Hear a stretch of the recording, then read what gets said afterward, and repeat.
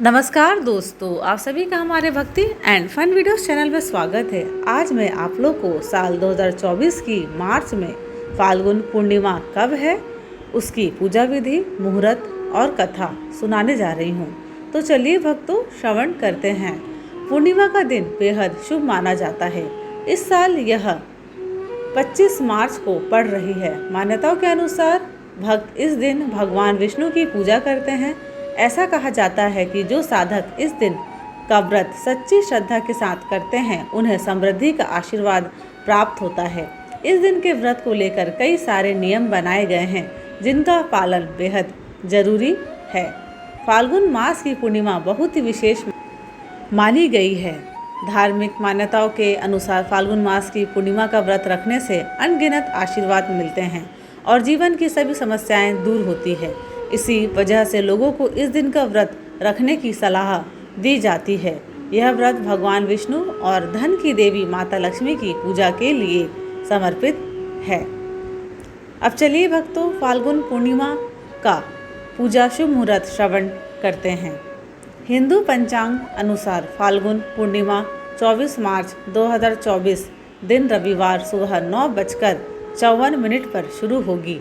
वहीं इसका समापन अगले दिन 25 मार्च 2024 दिन सोमवार दोपहर 12:29 पर होगा। बता दें, 25 मार्च के दिन इस दिन का उपवास और पूजा होगी। फाल्गुन पूर्णिमा की पूजा विधि। फाल्गुन पूर्णिमा के दिन सुबह उठकर पवित्र स्नान करें। इस दिन गंगा नदी में स्नान करने का भी विशेष महत्व है। पवित्र स्नान के बाद दान, व्रत और भगवान विष्णु की पूजा का संकल्प लें। भगवान विष्णु की विधि पूर्वक पूजा करें। पूजा में तुलसी पत्र अवश्य शामिल करें। धनिया की पंजीरी और पंचामृत का भोग लगाएं। भगवान सत्यनारायण कथा का पाठ करें। जल में सफ़ेद फूल, दूध और चावल मिलाकर अर्घ दें। इस दिन दान और पुण्य अवश्य करें। तामसिक चीज़ों के सेवन से बचें। गरीबों की मदद करें। धार्मिक स्थलों पर दर्शन के लिए जाएं। भगवान विष्णु पूजन मंत्र। ओम नारायणाय विद्महे वासुदेवाय धीमहि तन्नो विष्णु प्रचोदयात्। अब चलिए भक्तों, फाल्गुन पूर्णिमा की व्रत कथा श्रवण करते हैं। हर साल बुराई पर अच्छाई की जीत की याद के रूप में फाल्गुन पूर्णिमा तिथि पर होलिका दहन किया जाता है एवं होली का यह पावन पर्व मनाया जाता है। फाल्गुन पूर्णिमा पर विष्णु एवं लक्ष्मी जी की पूजा, व्रत आदि करने का जितना महत्व है, उतना ही महत्व इस दिन फाल्गुन पूर्णिमा की पौराणिक कथा का पाठ करने का है। मान्यता है कि यह कथा सुनने से यश, कीर्ति, धन्य, धान्य और संतान सुख प्राप्त होता है तथा मरणोपरांत वैकुंठ धाम की प्राप्ति होती है। व्रत कथा। महर्षि कश्यप की पत्नी एवं दक्ष पुत्री दीति के गर्भ से हिरण्यकश्यप और हिरण्याक्ष का जन्म हुआ। दोनों ही महाबलशाली थे। फलस्वरूप देवताओं को पराजित करके दोनों भाइयों ने स्वर्ग पर अपना अधिकार कर लिया। उनके अत्याचार से देवलोक में हाहाकार मच गया। अतः भगवान विष्णु ने वराह अवतार लेकर हिरण्याक्ष का वध कर दिया।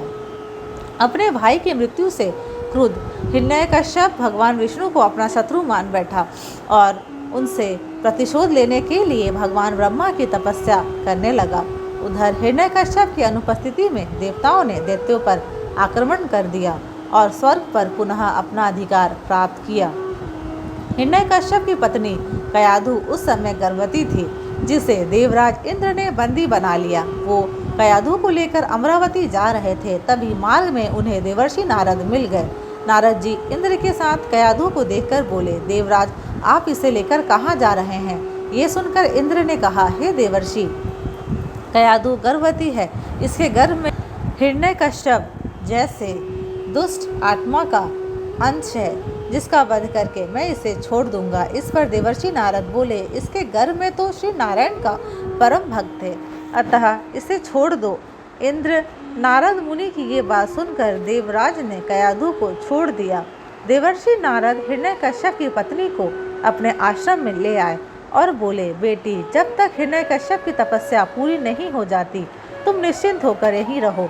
तब से कयाधु देवर्षि नारद के आश्रम में रहने लगी और उनके दिव्य प्रवचनों का रसपान भी करती रही, जिसका गर्भ में पल रहे शिशु पर भी बहुत गहरा प्रभाव हुआ। जब समय आया तो कयाधु ने एक पुत्र को जन्म दिया जिसका नाम रखा गया प्रहलाद। इधर हिरण्यकश्यप की तपस्या जब पूरी हो गई तो ब्रह्मा जी ने प्रसन्न होकर उसे मनवांचित वरदान दिया, जिसके पश्चात वो अपने राज्य वापस लौट आया। कयाधु भी प्रहलाद को लेकर अपने पति के साथ चली आई।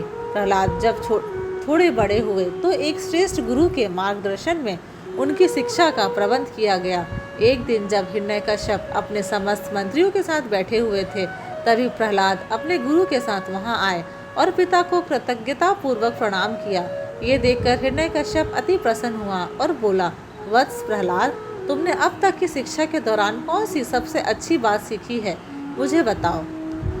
ये सुनकर प्रहलाद ने कहा, पिताश्री, मैंने अब तक जो सबसे अच्छी बात सीखी है वो ये है कि जो आदि मध्य और अंत से रहित अजन्मा है, इस जगत के पालनहार है, दीन दुखियों के स्वामी हैं, उन श्री हरि को मैं बारंबार प्रणाम करता हूँ।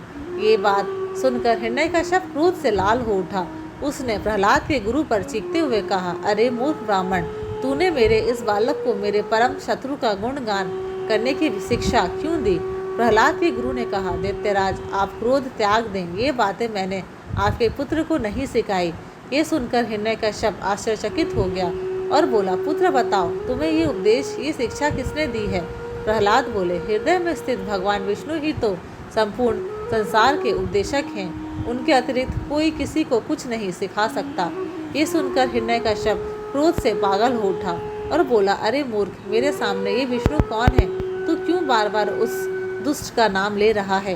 क्या तू इसका परिणाम जानता है?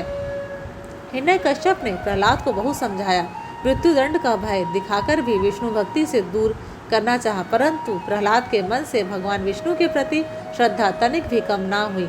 इसके पश्चात क्रोधित हिरण्यकश्यप ने अपने सेवकों को आज्ञा दी कि इस दुरात्मा को मौत के घाट उतार दो। इस शत्रु प्रेमी से मुझे कोई लाभ नहीं है, यह कपूत तो अपने ही कुल का नाश कर देगा। दैत्यराज हिरण्यकश्यप की आज्ञा अनुसार उसके सैनिकों ने प्रहलाद पर तरह तरह के अत्याचार किए और उन्हें मारने का प्रयास किया, परंतु हरि कृपा के कारण वो सब प्रहलाद का बाल विवाह करने में असमर्थ रहे। हिरण्यकश्यप यह सब देखकर बहुत क्रोधित हुआ। अंततः उसने अपनी बहन होलिका को आदेश दिया कि वो प्रहलाद को गोद में लेकर अग्नि में बैठ जाए, क्योंकि होलिका को यह वरदान प्राप्त था कि अग्नि से उससे कोई हानि नहीं होगी। अपने भ्राता का आदेश मानकर होलिका भक्त प्रहलाद को अपनी गोद में लेकर अग्नि में बैठ गई। उस समय प्रहलाद हाथ जोड़कर आंखें बंद कर निरंतर प्रभु ध्यान में मगन रहे और नारायण नारायण का जप करते रहे। हरि कृपा के फलस्वरूप प्रहलाद अग्नि में बैठकर भी सकुशल बच गए, किंतु होलिका उसी आग में जलकर भस्म हो गई। फाल्गुन पूर्णिमा की शाम 6:44 पर चंद्रोदय होगा। अब चलिए भक्तों, आरती श्रवण करते हैं। ओम जय जगदीश हरे, स्वामी जय जगदीश हरे। भक्त जनों के संकट क्षण में दूर करे। ओम जय जगदीश हरे, जो ध्यावे फल पावे, दुख बिन से मन का, स्वामी दुख बिन से मन का। सुख संपत्ति घर आवे, सुख संपत्ति घर आवे, कष्ट मिटे तन का। ओम जय जगदीश हरे, माता पिता तुम मेरे, शरण गहूँ मैं किसकी, स्वामी शरण गहूँ मैं किसकी। तुम बिना और न दूजा, तुम बिना और न दूजा, आस करूँ मैं जिसकी। ओम जय जगदीश हरे, तुम पूर्ण परमात्मा, तुम अंतर्यामी, स्वामी तुम अंतर्यामी। पार ब्रह्म परमेश्वर, पार ब्रह्म परमेश्वर, तुम सबके स्वामी। ओम जय जगदीश हरे, तुम करुणा के सागर, तुम पालन करता, स्वामी तुम पालन करता। मैं मूरख खल कामी, मैं मूरख खल कामी, कृपा करो भरता। ओम जय जगदीश हरे, तुम हो एक अगोचर, सबके प्राणपति, स्वामी सबके प्राण पति। किस विधि मिलूं दया में, किस विधि मिलूं दया में, तुमको मैं कुमति। ओम जय जगदीश हरे। दीन बंधु दुख हरता तुम ठाकुर मेरे, स्वामी तुम ठाकुर मेरे। अपने हाथ उठाओ, अपने हाथ उठाओ, द्वार पड़ा मैं तेरे।